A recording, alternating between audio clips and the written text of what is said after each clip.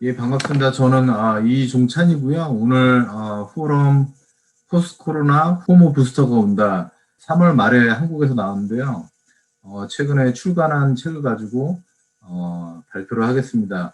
제가 지난 2주간에 걸쳐서 제가 최근에 냈던 책을 발표를 드렸는데요. 지난 2시간은 제가 한국에 3월에 이제 출장을 갔다 와서 그때 3월 달에 한국 출장할 때 그 격리했을 때 찍은 동영상을 제가 틀어드렸어요. 일정도 바쁘고 그래서. 근데 오늘 사실 마지막 이 시간도 원래는 제가 몇 주 전에 그 한국 독자들하고 북 콘서트 한 그 동영상이 있긴 있는데 아무래도 그거는 일반 독자 상대로 한 이제 그 강의라 좀 이렇게 기독교적인 얘기를 제가 좀 못해서 오늘은 제가 직접 이렇게 발표를 하면서 우리 교회 관련된 거나 신앙 관련된 거 같이 좀 얘기를 말씀을 드리려고 그래요. 일단 간단히 제 소개 드리면 저는 이 영어 이름 제일이고요. 2005년도 미국 왔고 지금은 그 푸드 컨설팅을 하고 있습니다. 그래서 FDA 관련된 식품법 컨설팅하고 뭐 미국으로 수출하는 한국 기업들, 그 다음에 미국에 있는 여러 인종이나 미국 기업들 컨설팅을 하고 있고요. 그 다음에 지금 시드교회, 교회납학에 있는 시드교회에 출석하고 거기서 지역사회위원회에서 지역에 있는 어떤 사회적 이슈나 여러 가지 그런 비영리 단체들 후원해주는 그런 팀에서 사역을 하고 있습니다. 그리고 저는 아마추어지만 뭐 책을 한 8권 정도 썼어요. 그래서 뭐 기독교 서적도 썼고 미래학 관련된 서적도 썼고 최근에 포스트 코로나 시대와 교회의 미래 이거는 같이 쓴 책이고요. 작년 12월에 나왔고 그 다음에 코로나 4차 산업이 만든 뉴노멀은 작년 5월 달에 그때 책이 제가 빨리 내는 바람에 그래서 한국에서도 꽤 책이 좀 잘 팔렸던 책이고 그리고 저는 평소 일터 사역과 비즈니스에서 미션 쪽에 사역을 한 10년 이상 했어요. 그래서 로컬에서도 뭐 해외 선교지 도와주는 사역도 하고 현재는 제가 개인적으로는 뭐 홈리스 잠 멘토링 해주는 사역 그 다음에 여러 기관에서 제가 조금씩 탤런트를 써가면서 여러 가지 사역들을 하고 있습니다. 일단은 제가 책을 쓴 동기는 제가 이 노란 책을 작년 5월 달에 썼어요. 그래서 책을 굉장히 이제 평소에 제가 4차 산업과 그런 미래학에 관심이 많아서 몇 년째 책을 보고 연구하고 있는데 마침 코로나가 터져서 사실 코로나도 미래학자들이 많이 예견을 했었거든요. 그래서 제가 그동안 알고 있던 지식을 동원해서 책을 쓰게 됐습니다. 그래서 작년에 그 책을 쓰고 나서 벌써 이제 시간이 1년이 지났잖아요. 그리고 작년에 처음 책을 냈을 때는 팬데믹이 왜 터졌을까? 그리고 그로 인한 현상이 원인이 뭐고 어떤 현상이 앞으로 일어날 거다. 그런 이제 분석적인 책을 썼는데 1년이 지나고 나니까 또 1년 동안에 많은 일들이 또 변화가 있었고 지금은 제가 그 호모 부스터 쓴 책은 이제 뭔가 생존하기 위한 전략, 실천 계획 그런 거 위주로 이제 마련을 하게 됐습니다. 그리고 또 한 가지 안타까운 거는 제가 이제 이런 사역들을 하다 보면 홈리스나 이런 뭐 재소자 사역, 그 다음에 이런 소외된 계층들 이런 사역을 하다 보면 이 코로나 때 제일 많이 타격받는 분들은 그런 소외계층인 것 같아요. 그래서 사실 저도 그렇고 뭐 제 주변에 보면 아직 코로나 때문에 힘드신 분은 많이 없는 것 같아요. 근데 보통 사람들이 이제 코로나 때 요새 뭐 주식이니 부동산이니 어떤 투자는 많이 하시고 내가 이 기회를 통해서 돈을 버는 기회는 굉장히 많이 말씀을 많이 하시는데 단지 그게 돈 버는 기회로만 사용하고 주변을 돌아보지 않는 그런 좀 안타까움이 있어서 그래서 그거는 그런 안타까움 때문에 제가 이 책은 사실 일반 독자를 위해 썼지만 또 제가 저한테 향한 메시지이기도 하고 또 교회 다니시는 분들이 어떻게 또 이런 코로나 기간에 좀 더 이런 사명을 감당해야 될지 그런 목적으로 쓰였습니다. 그리고 책이 제가 CTS 방송에 마침 책이 소개가 며칠 전에 됐어요. 그래서 호모 부스트하고 그다음에 그 아까 포스트 코로나 교회의 미래, 그래서 CTS 그 방송, 한국 방송에서 소개가 됐고요. 두 권이. 자, 그래서 이제 책 시작은 과연 팬데믹이 언제 끝날 것인가. 그래서 작년 처음에 터졌을 때 그 의사들한테 한 설문조사예요. 한국에 있는 의사들. 근데 그때 당시도 많은 부분들이 뭐 작년 말이나 언제 끝날지 모르겠다. 내년.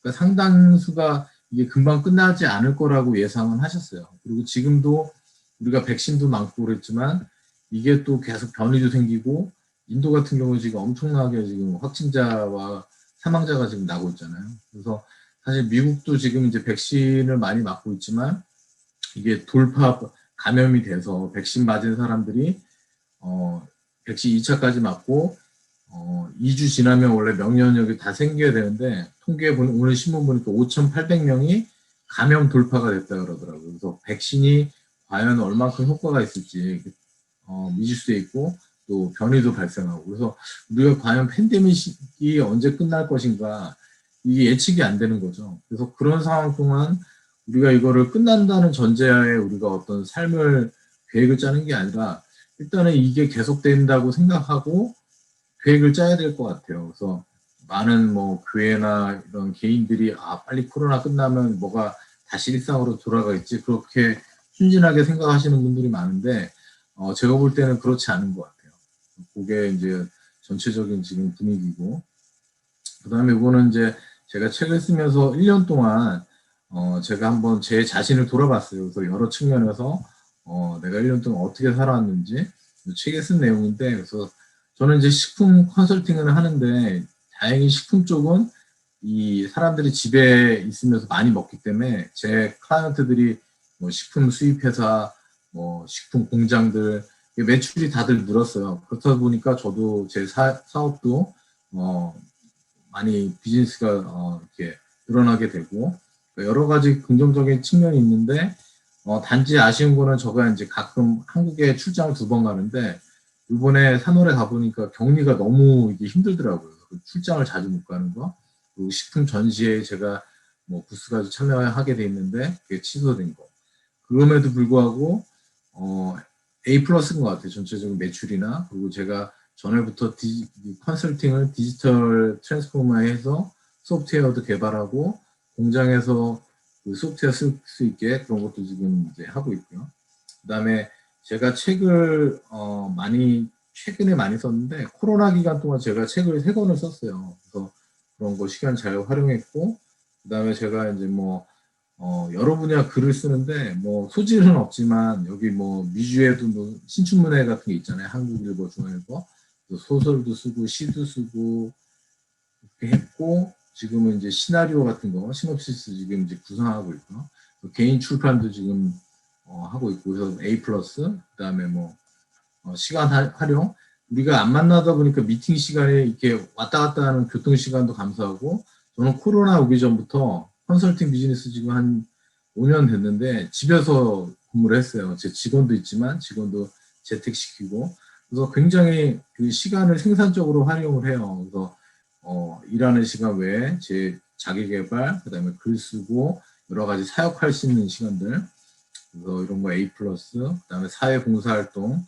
제가 코로나 때 지금 처음에는 이제 뭐 홈리스 봉사활동 하니까 이게 비대면으로 처음에 사람 못 만났지만 나중에 줌으로 하고 여러 방법이 생기더라고요.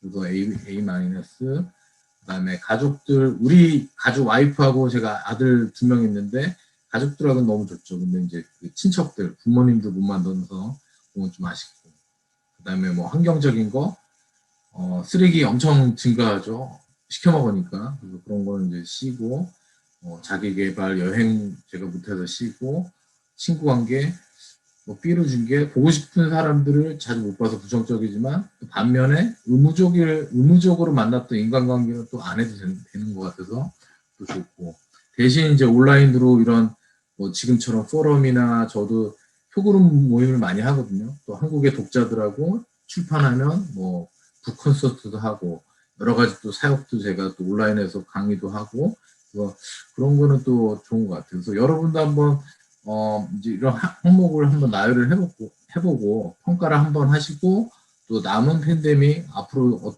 언제 끝날지 모르지만 어떻게 할 것인지 계획을 좀 구체적으로 짜시는 게 좋을 것 같아요. 그래서 한번 제가 책에다 썼고, 그 다음에 이제 디스토피아, 유토피아. 그래서 미래학을 제가 많이 뭐 연구하고, 뭐 연구까지 많이 보고, 이제 제 비즈니스나 사역이나 교회의 미래나 개인의 미래나 많이 고민을 하는데, 또 가장 큰 게 담론인 것 같아요. 그래서 원래는 토머스 모어의 유토피아가 이게 한 200년 전, 300년 전 쓴 책이지만 그때 당시만 해도 미래가 되면 하루에 6시간만 노동하면 되고 나머지는 인간들이 자아실현, 뭐 취미 활동하고 뭐 그런 시대가 올 것이다. 그렇게 이제 예견을 했었는데 사실 지금 어떤 그 생산성으로 보면 충분히 그럴 생산성이 있어요. 기술적으로. 우리가 옛날에 10명이 일하면 지금은 1명만 일하면 되고 그만큼 노동의 생산성이 높아졌는데 그럼에도 불구하고 이게 이제 어떤 분배 문제라든가 그런 게 안 되기 때문에 여전히 또 이게 빈익빈익 있고 그런 상태도 있고 근데 대부분이 이제 그 미래학자들이 우려하는 게 디스토피아적인 생각들이 많아요. 그래서 레이 커자일의 뭐 2045년 특이쯤이 온다.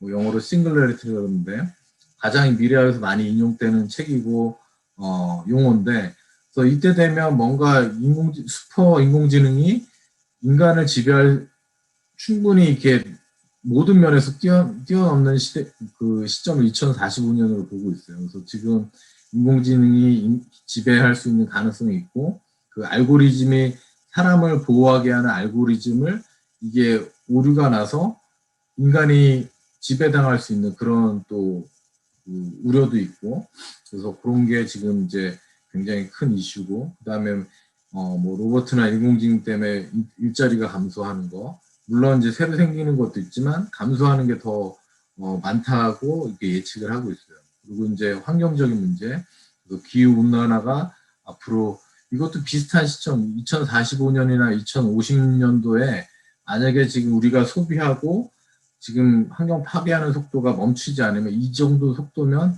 한 2050년도로 보고 있어요. 환경학자들이.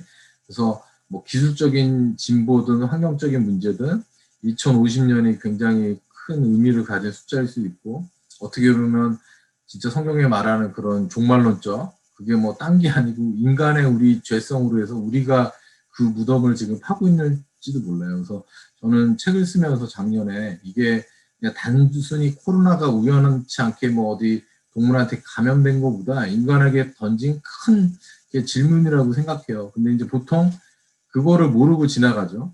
내가 암에 걸렸는데 그냥 감기라고 생각하는 거라고 저는 생각을 하고 있어요. 특히 이제 교회도 마찬가지고 교회도 우리가 코로나 때문에 잠시 뭐 대면 예배 못한다 한다 그 문제로만 생각을 하는데 뭐 지난 시간에도 얘기했지만 저는 이것도 굉장히 교회한테 하나님이 주신 큰 메시지인 것 같아요. 그래서 우리 자신을 돌아보고 과연 교회의 역할과 지금 이 시대의 우리 사명이 뭔가.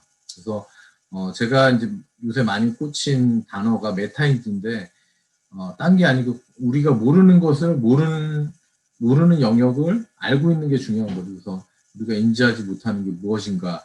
우리의 무지일 수도 있고 오류일 수도 있고 그게 이 팬데믹 시간에서도 굉장히 이제 중요하고 그래서 저는 평소에 이제 독서하는 거 굉장히 좋아하는데 뭐 이런 포럼이라든가 독서라든가 굉장히 여러분들의 시야를 넓히는 게 굉장히 중요한 것 같아요. 그래서 오늘 잠깐 살펴보도록 하고 그다음에 가짜뉴스 음모론 무사고의 시대. 그래서 사실 제가 작년 책에도 뭐 썼지만 또 한 번 더 쓴 게 올 초에 우리 뭐 미국 대선 통과하면서 굉장히 이런 이슈들이 많았잖아요. 그래서 이게 우리 일상에 들어와 있기 때문에 그래서 이게 뭐 물론 뭐 가짜 뉴스나 음모론이 뭔가 미심쩍으니까 그렇게 뭐 사실인 경우도 있겠죠.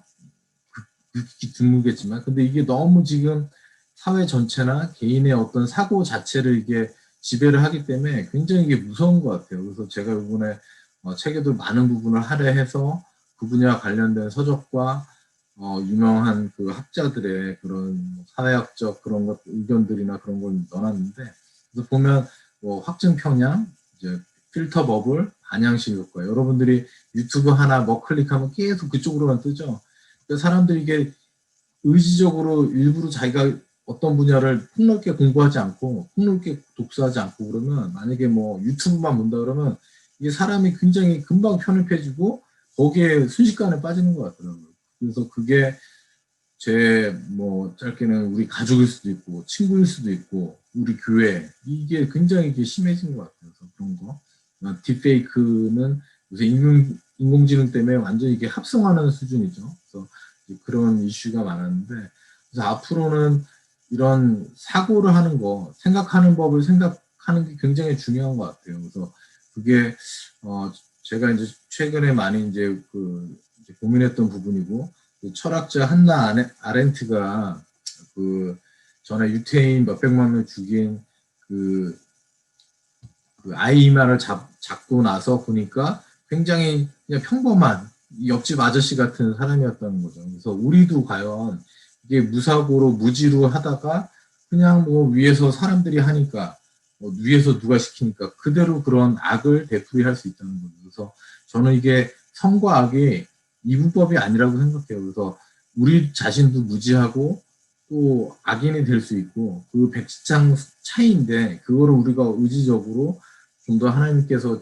지혜롭고 그거를 우리가 갈구를 해야지 안 그러면 이게 순식간에 기독교인들도 사회하게 되는 것 같아요. 그래서 그런 부분 제가 이제 책에 많이 담았고요. 그 다음에 뭐 사라진 일자리 뭘 해야 되냐 이것도 제가 책에 많이 다뤘는데 이거는 이제 최근 한국에 나온 이제 뉴스 제가 스크랩을 한 거예요. 그래서 2025년에 인공지능에 의한 고용 대체율이 보니까 의학 분야가 굉장히 높죠. 그래서 약사 제조하면 인간 실수하는데 로봇은 정확하잖아요. 뭐 그런 거. 그리고 요새 뭐 병원에서도 암 진단 하는 거 다 이렇게 뭐 왓슨 같은 거 프로그램 쓰고 뭐 이제 그런 이제 로봇 시술기 같은 것도 있고 그다음에 교육 특히 요새 온라인으로 하니까 이게 뭐 유명한 사람 교수 한 분이 가르쳐도 되지만 궁극적으로는 나중에 인공지능이 또 가르칠 수도 있고 그다음에 예체능 분야 인공지능이 요새 뭐 노래도 작곡하고 그림도 그리고 그럴 수 있고 그러고 있거든요. 그리고 뭐 여러 가지 분야에서 대시될 이제 그런 퍼센치가 높아지고 보통 반복 가능성이 있고 로봇을 대체했을 때 그 코스트가 그 자리를 코스트가 넘을 수 있으면 비용이 많이 안 들면 충분히 여러분들 잡들은 다 대체 가능한 것들이에요. 그래서 정신적인 노동이나 육체적인 노동 둘 다. 그래서 옛날에는 육체 노동은 로봇이 하는 게 맞는데 그래서 보통 전문직은 이게 정신 노동이니까 내일은 로봇가 못 차지할 거야. 그렇지만 지금 이제 인공지능이 다 그 소프트웨어 알고리즘 짜면 다 할 수가 있거든요. 그래서 그런 것들을 여러분들이 잘 생각을 하셔야 되고 저도 고민이에요. 우리 애들이 지금 이제 고등학교인데 이게 지금 저희 때 고민하던 지금 부모들이 생각하는 전공이나 이게 과연 5년, 10년 뒤에 있을까. 그런 부분들을 제일 이제 고민을 하셔야 되고, 그래서 이런 이제 뭐 파생 문제도 있고요. 그 다음에 이제 지난 시간 잠깐 언급을 했지만 포스트 휴머니즘에 대해서 굉장히 이제 철학적이고 신학적인 고민들이 필요해요. 담론이. 근데 이 부분에 대해서 제가 많이 리서치를 했지만 많이 글들이 뭐 철학적인 글들, 신학적인 글들 봤는데 많이 없어요. 그러니까 포스트 휴머니즘은 이제 미래학에서 이제 많이 다루는 주제인데, 그래서 이제 뭐 여기 보면 요새 이제 그 뉴럴링크, 일론 머스크가 이제 만든 회사에서 궁극적으로는 사람 뇌에 이제 칩을 심는다는 거죠. 그래서 이 인공지능하고 연결을 해서 그러면 이제 사람이 뭐 모든 지식이 여기 올라갈 수 있고 또 사람의 지능도 컴퓨터로 갈 수 있다는 거죠. 그래서 굉장히 이게 이제 윤리적으로나 신학적으로 고민이에요. 이게 진짜 우리가 뭐 말하는 666이 될 수도 있고 그래서 굉장히 섬뜩한 얘기지만 이게 이제 그뭐 많은 영화 보면 공각기동대나 뭐 트랜센던스 뭐 이런 영화 보면 사람의 뇌를 그 슈퍼컴퓨터에 업로딩하는 그런 것들이 있어요. 그게 이제 불과 이제 얼마 안 남았거든요. 과연 거기에 대해서 이게 이제 철학적으로나 신학적으로 이게 여러 가지 담론과 윤리적인 문제가 디스커스 돼야 되는데 아직은 자료가 많이 없어요. 그래서 그 부분 고민을 하셔야 되고 그래서 제가 이제 뭐 간단히 그냥 맛배기로만 하면 옛날에 우리가 철학적으로 이제 뭐 플라톤부터 가면 뭐 영원 이원론 해서 뭐 이데아 사상도 있고 그다음에 또 영과 육을 분리를 해놨잖아요. 그래서 보통은 이제 그 영혼에 더 이렇게 우선순위를 두는 이제 그런 철학적인 사조가 있었고, 그 다음에 뭐 기독교에서도 이런 영지주의 그런 게 어떤 그런 어떤 정신적인 현상에 대해서 큰 가치를 두고, 그 다음에 그런 이제 그 육체는 우리가 좀 뭐랄까 좀 껍데기라고 생각하잖아요. 그래서 우리가 영적인 거, 정신적인 거를 더 어떤 밸류를 두고, 마찬가지로 우리가 이제 이게 사람이 뭐 몸은 죽었는데 머리는 살아있는 경우 있잖아요. 그러면 이거를 과연 신학적으로 어떻게 봐야 되나? 그러면 그게 사실 우리가 예를 들면 공각기동대 영화 보면 이 사이보그 되게 많아요. 일부 뭐 눈이 기계라든가 뇌만 있으면 이 껍데기는 그냥 이제 만들 수 있다는 거죠. 바이오 그 기술이 있고 로봇 기술이 있기 때문에. 그럼 과연 그거를 인간으로 볼 것인가? 뇌는 인간인데 몸은 로봇이다. 뭐 어떻게 봐야 될 것인가? 그리고 뭐 그런 철학 그 카톨릭 신학적인 피에르 드 샤르댕은 이거를 뉴스피어라 그래서 모든 인간의 세상이 정신세계로 들어갈 거다 궁극적으로 이제 그렇게 이제 예견을 했었고, 그다음에 요새 이제 가상현실 이제 메타버스라 그러죠. 메타 유니버스. 그래서 메타버스라 그러는데 이제 코로나 때문에 이 기술들이 활용이 되기 시작했어요. 그래서 요새 젊은 사람들 보면 뭐 클럽하우스라든지 뭐 제페토라든지 이런 가상 공간에서 거기서 사교 활동을 해요. 그래서 제가 3월에 한국에 왔는데 그때 그 서울신학교 그 학생들하고 같이 이런 포럼을 간단하게 한 기회가 있었는데 한 친구가 이제 이런 메타버스에서 교회를 자기는 개척하고 싶다. 가능한 거 같냐 이렇게 질문을 하더라고요. 그래서 저는 충분히 가능하다. 지금 이미 온라인으로도 저희처럼 이게 막 예를 들면 전 세계에 있는 사람들이 포럼 보듯이 요새 온라인 교회도 다른 나라 국경을 통해서 예배 드리고 또 소그룹도 하고 그렇거든요. 그래서 저도 충분히 메타버스가 하나의 또 대안적인 실험적인 교회도 될 수 있다고 또 생각을 하고, 특히 이제 뭐 MZ 세대, 20, 30대는 굉장히 현실적인 얘기인 것 같아요. 그래서 그런 부분 이제 고민을 해야 되고, 그래서 앞으로 이게 점점 시간이 갈수록 그러니까 인간과 기계 사이의 구분이 모호해진 그런 시점이 오는데 과연 거기에 어떻게 고민을 하고 담론을 만들어낼 것인가 이게 굉장히 이제 크리티컬한 문제인 것 같아요. 그래서 그런 부분 책에 좀 다뤘고요. 그 다음에 양극화 문제, 뭐 K자 회복. 그래서 뭐 한국 분들이야 거의 다 잘 살지만 제가 이제 이런 뭐 교회 사역이나 이런 제 개인적 사역 하다 보면 되게 힘드신 분들 너무 많아요. 이제 특히 뭐 LA 가면 이 장애단체랑 같이 사역하다 보면 이 불체자이면서 장애인 분들은 정부 혜택도 못 받아요. 그래서 일을 해야 되는데 자식은 장애인인데 뭐 혜택도 못 받는데 코로나 때문에 직장 잘리고 그런 분들 너무 많이 보거든요. 그래서 교회나 그런 데서 저희 이제 도와드리고 있는데, 그래서 보통 보면 이렇게 개인 간, 국가 간, 그래서 선진국은 더 돈 잘 벌고 신국은 그냥 더 어려워지고, 마찬가지로 이건 한국 통계인데 정규직은 뭐 거의 피해가 없지만 비정규직은 그냥 그 일용직들은 그냥 이렇게 일자리가 없어서 보전하는 그런 이제 구조로 가고 있죠. 그래서 지금 홈리스 문제도 점점 이렇게 더 심해지고 있고, 그래서 이 문제를 과연 우리 특히 크리스천들이 어떻게 이거를 그냥 무관심으로 일관을 할 것인지 고민을 해봐야 될 것 같습니다. 그다음에 단절의 시대, 코로나 때문에 사람들도 잘 못 만나죠. 그래서 지금 코로나 기간 동안 이 그래프 보시면 엄청 통계가 늘었어요. 고독사도 늘고, 그다음에 우울증 환자. 예전에는 이렇게 우울증이 지금 보면 20대가 제일 많아요. 우울증 환자가. 이게 한국 통계인데 코로나 때문에 못 나가고 취직도 안 되고 그러니까 이 사람들이 요새 뭐 다 주식이나 비트코인 미쳐가지고 그러니까 지금 우울증이 너무 심하더라고요. 제가 한국 가보니까 뭔가 사람들이 굉장히 이렇게 좀 화에 차 있는 그런 좀 분위기더라고요. 그래서 굉장히 좀 안타깝고. 그래서 저는 이제 새로운 일이 앞으로 기존의 일은 제가 이제 만든 도표인데 기존의 일은 저희가 반대급부로 돈이나 어떤 수익을 받고 하는 거를 일이라고 정의를 해왔어요. 그리고 범위는 이렇게 얘기를 하죠. 그래서 그치만 이제 앞으로 새로운 일은 이제 돈을 받고 할 수 있는 그런 일들이 점점 줄어들고 있어요. 그럼 뭘 해야 되냐?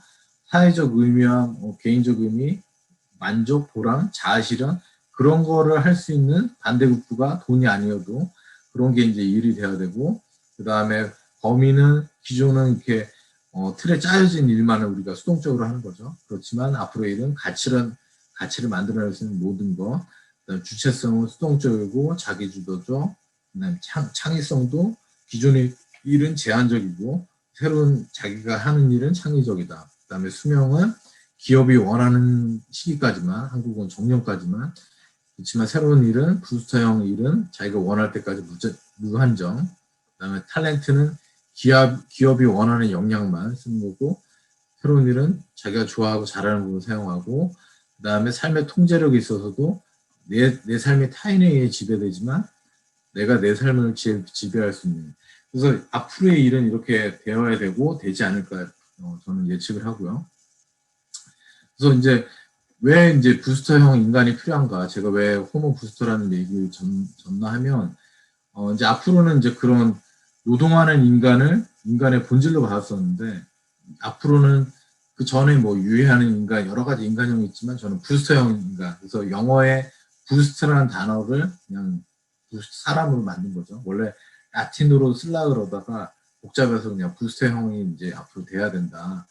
그런 이제 인간 존재의 본질을 다르게 정의를 해야 되고, 그래서 이제 전 책에도 썼지만 이제 앞으로 미래학자들이 무용인간이라고 정의를 해요. 그래서 99%의 하류 인생들은 이 어떤 사회의 창조적 가치를 못 만들어내고 생산적이 못하는 사람을 이 무용인간이라고 그러는데, 이 뭐 여러 계급으로 나눌 수가 있어요. 4계급 중에 대부분은 이제 그런 일자리 없어서 노는 사람으로 전락할 것이다. 이렇게 되고, 영화 보면 뭐 레디 플레이어, 엘리시움 이렇게 보면 사람들 돈 없어서 뭐 엘리시움은 그냥 지구 살고, 돈 사람 행성 하나 만들어서 거기서 살고, 레디 플레이어 보면 사람들이 다 이 가상현실 이거 끼고 살아요. 돈이 없으니까 할 게 없으니까 가상현실 안에서는 다 되거든요. 멋진 신세계 보면 그냥 일반 피지배 계층은 그냥 소마 알약 먹고 그냥 자기가 그냥 해피한 그런 상태.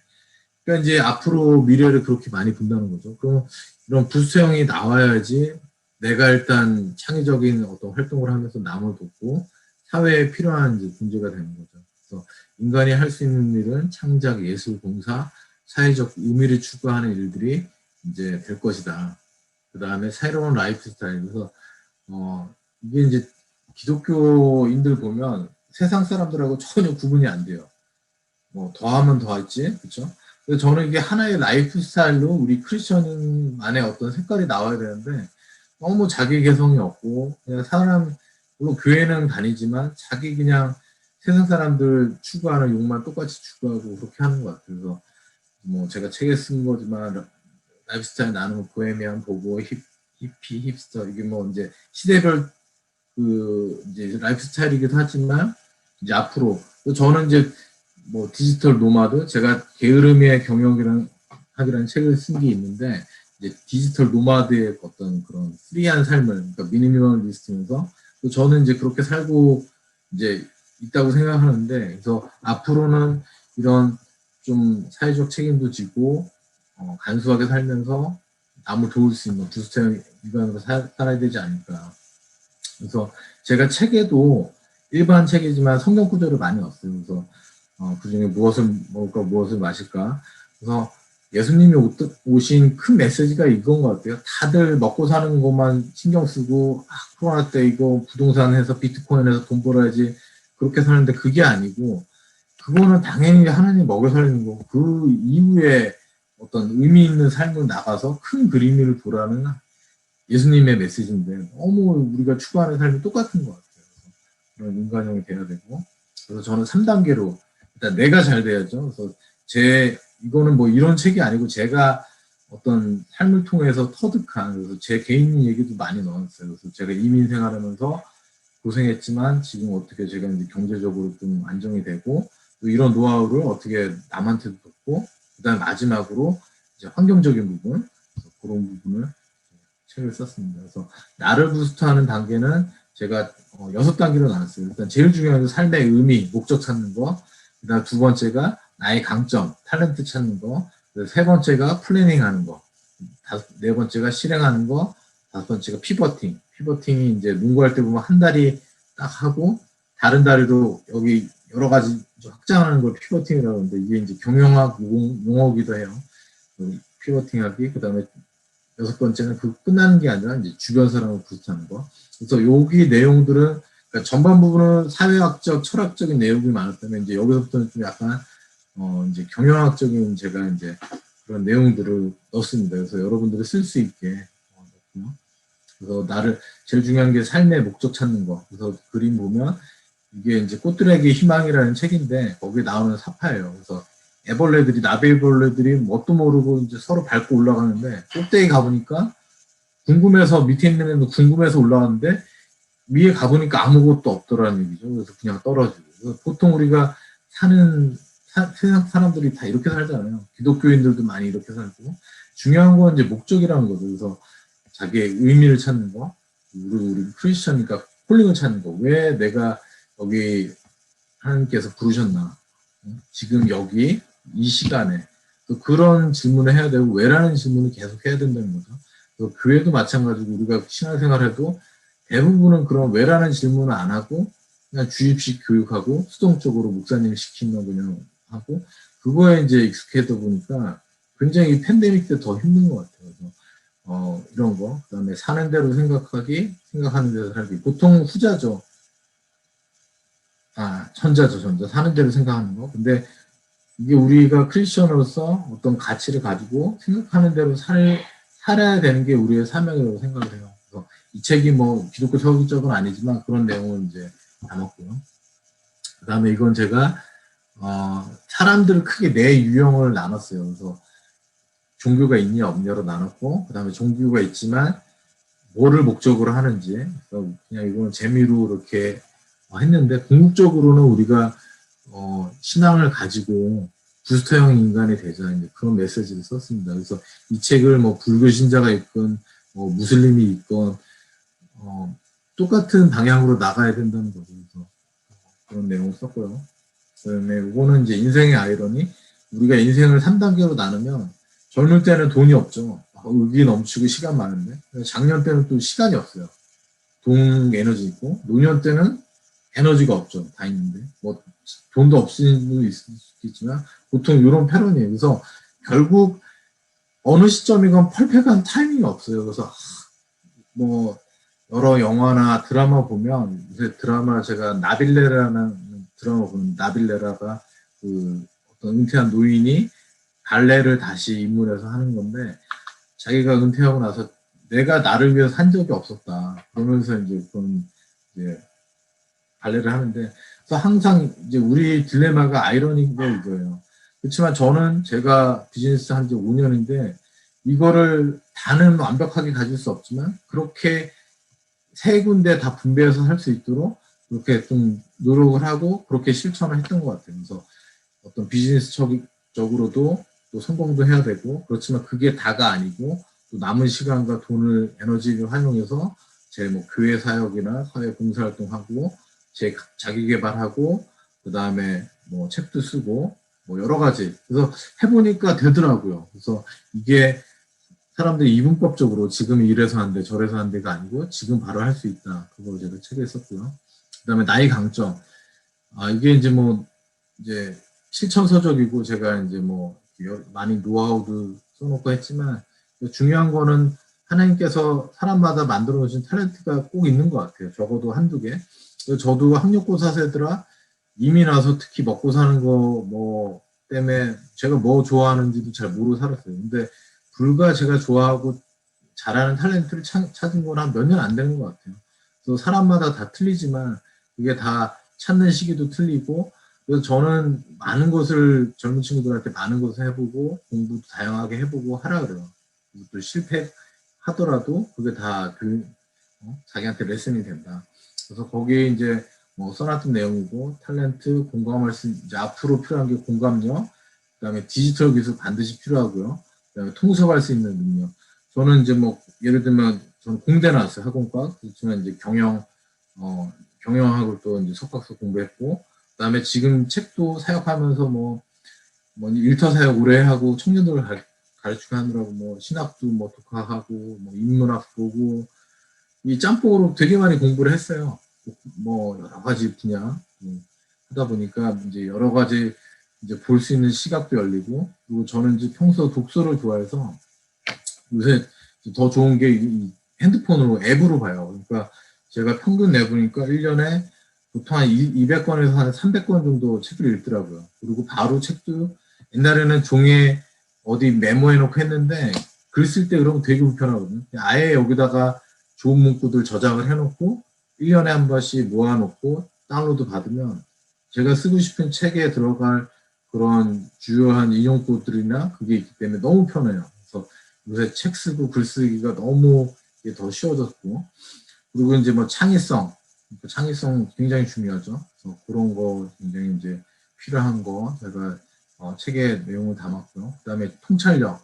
그래서 뭐 에디슨이 99%의 노력과 1% 영감이라고 그러는데, 사람들 그 99% 노력을 해야 된다라는 교훈에 빠지면 저는 사실 제가 한 말이 아니고 이제 유현진 교수라는 이제 그 홍대 그 건축가 교수인데 1% 영감이 되게 중요한 것 같아요. 그래서 요새는 그 1% 영감이 있는 사람이 리더가 되고 또 비즈니스적으로도 그 필요한 것 같아요. 그런 걸 하려면 많이 공부하고 계속 평생 공부하고 이제 앞으로 100세, 120세 살려면 뭐 젊을 때 20대 공부한 걸로는 이제 가당치도 않으니까 계속 공부를 하셔야 돼요. 그런 것들. 그 다음에 이제 나는 어디 있나요? 그래서 제가 표를 4사분면 만들었는데, 부스터가 좋아하고 잘하는 일을 하는 사람을 부스터래요. 근데 처음부터 할 수가 없으니까, 뭐, 여기서 혹할 수도 있고, 싫어하면서도 못하는 일을 하는 분들도 있고, 잘하지만 싫어하는 일을 하는 분들도 있고, 좋아하지만 못하는 일을 하는 분도 있고, 그렇지만 시간이 걸려도 궁극적으로 부스터로 가기 위해서 부지런히 계획하고 가야 된다. 그래서 저도 보니까 공적으로 지금 거의 부스터에 와 있는 것 같아요.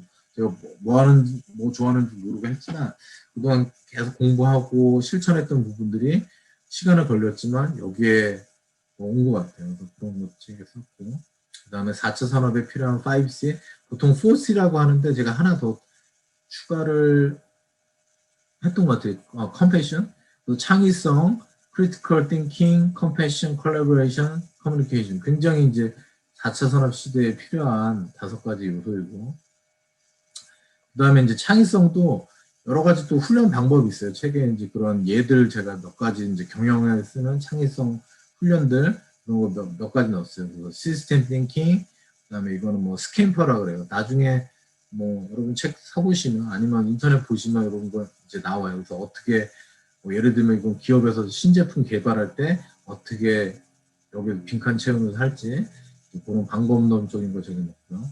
그다음에 이거는 이제 계획할 때 이거 만다라트라 그래서 여러분들이 어떤 하나의 어떤 아이디어 가지고 여러 가지 파생적인 그런 이제 할 수 있는, 이거는 유명한 이제 그 에인절스의 지금 오헤이 그 오타니 있잖아요. 쇼헤이 오타니 걔가 했던 만다라트에서 자기가 드래프트 1순위 되기 위해서 어떤 액션 플랜을 이렇게 세웠는지 파생하는 거예요. 굉장히 디테일하게 그런 것도 있고, 그다음에 요 밑에 있는 거는 비즈니스 캔버스라 해서 비즈니스 할 때 어떤 요소들을 나열하고 고려를 해야 되는지 그런 제가 엑서사이즈.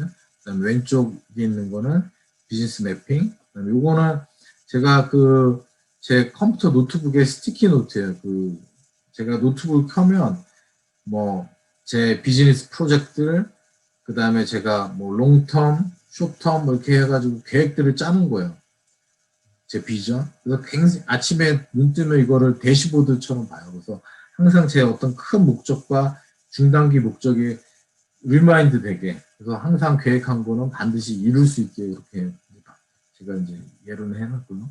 그 다음에 또 중요한 거 실행하는 거. 실행하는 게 굉장히 중요한 것 같아요. 그래서 저는 보통 생각나면 바로 실행하는 성격이에요. 성격이 일단 급하기도 하지만, 그래서 일단 비즈니스적으로도 그렇고, 제가 사역들도 만약에 필요하고, 만약에 어떤 게 있다 그러면 바로 행동을 해버려요. 그런 게 있고. 그래서 요새 이거 경영학에서 에자일 그러고 뭐 회복 탄력성, 그래서 resilience, 그다음에 lean startup 이게 다 경영에서도 요새 쓰이는 방법이고 이거를 이제 가설 주도 창업 과정이다. 그래서 뭐 복잡하게 돼 있지만 결국은 여러분들이 생각하신 거를 바로 실천해서 되면 되고 아니면 빨리 포기하고 수정해서 다시 한다는 거죠. 그게 이제 포인트인데 그걸 실행하는 방법 제가 이제 적어놨고요. 그 다음에 ESG 요새 들어보신 분 계신지 모르겠지만 제가 경영학 그 박사할 때 ESG 이 서스테이너빌리티 뭐 이런 부분 공부했는데 이게 요새 굉장히 지금 이제 많이 뜨고 있어요. 그래서 E는 environmental, S는 social, G는 governance 해가지고 환경적, 사회적, 윤리적 책임, 지배구조라고도 하지만 뭐 윤리적인 거. 그래서 이거를 제 개인에게도 적용을 하고 제가 전에 썼던 그 책에도 교회도 ESG를 해야 된다라고 저는 주장을 하는데 그래서 저는 이제 1년에 평가를 할 때 이 부분을 나눠서 평가를 해요. 꼭 넣어서. 그래서 내가 1년 동안 어떻게 내가 사회적으로, 환경적으로, 내 개인적, 윤리적으로 어떻게 살았는지, 내년에 어떻게 살 건지, 그런 부분 이제 꼭 넣고 있고. 그래서 제가 이제 그런 부분도 이제 연습하라고 책에도 넣었고요. 그 다음에 이제 우리가 부스팅, 나를 부스팅 하려면 하나 이제 성공하면 계속 확장을 하셔야 돼요. 멀티플라이. 그래서 이거는 이제 예를 들면 아마존의 유명한 이제 플라이 휠이라고 그래요. 아마존 전략이 처음에는 이제 이게 쉽지는 않지만 아마존이 지배한 과정에 보면 처음에 인프라를 구축을 하죠. 그래서 하나 이제 손님이 쌓이기 시작해요. 그러면 이제 어느 순간부터 선순환이 되면서 이 네트워크 효과 때문에 사람이 많아지니까 이게 더 웨어하우스 운영하는 그게 더 규모를 경제하게 되고 로코스트가 되니까 로 프라이스 되고 커스텀 익스피리언스 좋아지고 계속 이게 선순환 된다는 거죠. 여러분도 어떤 한 분야가 있으면 이건 이제 경영이나 비즈니스적으로도 보통 자원이 없으면 니치 마켓부터 이렇게 점령을 해요. 그 다음에 조금씩 이제 확장을 하거든요. 그래서 저도 개인적으로 보면 제가 하는 지금 식품 미국 식품법에서는 특히 이제 한국에서는 제가 제일 자칭 제일 전문가예요. 그래서 한국에서 뭐 정부 기관이나 큰 프로젝트들도 많이 오고 또 미국 내에서도 이제 그런 식품 전문가로 강의도 하고 이제 여러 가지 하고 있는데 이제 그 식품 분야 전문 분야 있고 제가 또 출판하고 미래학이나 4차 산업 연구를 해서 또 한국의 일반적인 뭐 물론 저보다 더 전문가도 많지만 그런 분이 이제 합장을 하고 있고 그리고 이런 책을 내다 보니까 이 미국 내 이제 우리 뭐 그런 신학교나 이런 데서도 많이 뭐 교회에서도 뭐 강요구청도 많이 오고 그래서 여러분들이 잘하는 거 하나가 있으면 그걸로 확장 가능성이 굉장히 많아요. 그래서 그런 거를 염두에 두시고 그 다음에 주변 사람들 이제 보통은 이제 세상 사람들은 나 잘 되면 끝이죠. 근데 그게 아니라 특히 우리 크리스천들은 주변 사람들을 부스트 해야 돼요. 그래서 보면 뭐 영화 힐빌리의 노래 넷플릭스에 있어요. 한번 보세요. 실화인데 그래서 거기에 이제 그 시골 청년이 성장하면서 성공하는 그 이제 실제 그 스토리인데 보면 거기 이제 할머니가 나와요. 그래서 엄마는 마약 중독되고 애가 이제 막 안 좋은 환경에 있지만 할머니는 계속 얘를 이제 부스팅을 하는 거죠. 그 절망하지 않게. 그런 어떤 여러분들 부스터의 삶을 살아야 되고 저도 지금 이제 밑에는 이제 홈리스 사역하는 건지 그런 건데 저도 이제 해외 선교나 이런 데 가보면 구조적으로 이렇게 굉장히 혼자 아둥바둥 해도 못 나오는 구조밖에 없는 사람들이 너무 많아요. 근데 그게 우리가 뭐 대단한 걸 하지 않아도 약간 옆에서 좀만 도와주면 이 사람들 금방 이룰 수 있는 사람들이 많거든요. 그리고 제가 홈리스 사역하면서 몇 명을 조금 뭐 라이드 해주는 거 인터뷰할 때 그리고 뭐 옷 필요해서 옷 뭐 사주는 거 하면 이 사람들 취직해가지고 나중에 정착 다시 정상생활로 가는 거 보면 굉장히 이제 그런 희열을 느끼거든요. 그게 대단한 게 아니다. 내가 옆에 있어주고 조그만 거 필요할 때 진짜 소자에게 조그맣게 할 수 있는 그게 굉장히 중요하다고 생각을 합니다.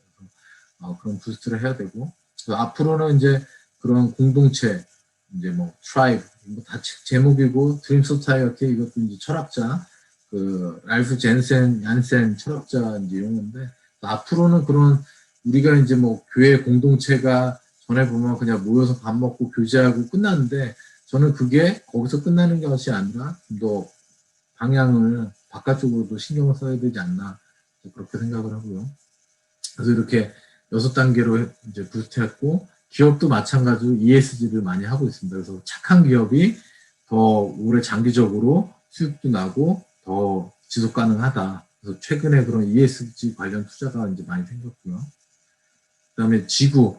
지금 이제 가장 심각한 게 이제 환경 오염 문제가 심각한데, 뭐 우리도 여기 뭐 맨날 불 나고 뭐 계속 가뭄 있잖아요. 또 한국도 가보면 뭐 날씨 굉장히 뭐 미세먼지라든가 굉장히 심각해요. 그런 부분 우리가 생활 속에 실천하고, 특히 교회가 기독교가 약한 것 같아요. 환경적인 부분에서. 그래서 생태 신학 같은 거 이제 교육도 하고, 그거를 저는 이제 환경 선교사라는 과정을 한국 거기서 이제 교육을 들었는데, 굉장히 이제 실천적이기도 하고, 이런 생태 신학적으로 우리가 삶을 사는 거를 리마인드 해야 돼요. 그래서 예를 들면 우리 교회는 제가 건의를 해서 우리 저희 교회의 현금의 1%는 원펄세 플래닛에다 도네이션을 해요. 뭐 크지는 않지만 상징적인 의미기도 하고, 이제 앞으로도 그런 캠페인을 많이 할 건데, 그래서 그런 환경도 생각하는 거, 그래서 이런 것들을 이제 실천해야 되고. 자, 마지막으로 제가 이제 이거는 전에는 이게 이제 일반 서적이니까 이제 이런 질문 안 했는데, 궁극적으로는 교회와 크리스천들의 숙제가 있죠. 그래서 팬데믹 시간 동안 어떻게 살 것인가.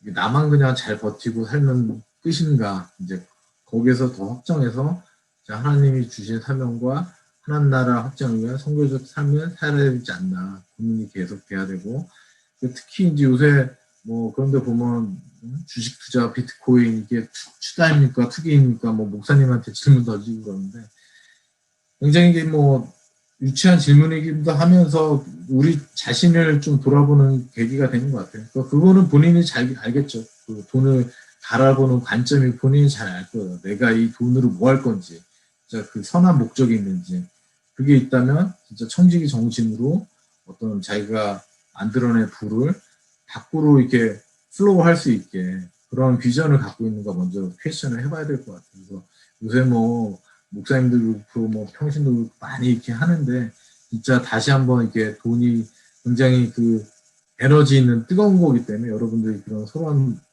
선한 그런 목적을 갖는 게 굉장히 중요하고, 그 다음에 이제 지금 제가 책을 쓰는 것도 제가 이제 될 수 있으면 기독교 서적을 안 써요. 왜냐면 책 써도 뭐 잘 팔리지도 않고, 그거 가지고 누가 책을 보는 사람도 없고. 근데 이제 되려 일반 서적을 써놓으면 나름대로 이제 제가 코로나 책 쓰고 독자들이 생겨서 고민하고 소통할 수 있는 사람이 많아요. 그 중에는 크리스천도 있지만 기독교인이 아닌 사람들도 많아요. 그래서 특히 이제 한국에 요새 청년들 고민 많은데, 제 책을 읽고 제가 이제 꼭 책 쓸 때마다 이제 뭐 이메일을 남겨놔요.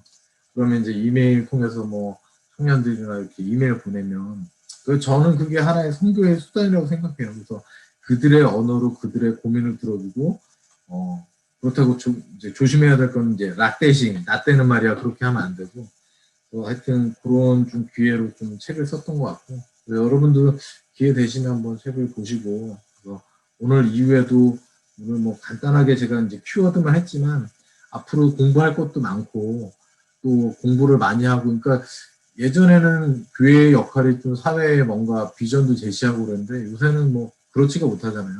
사회 되려 한참 뒤처지고.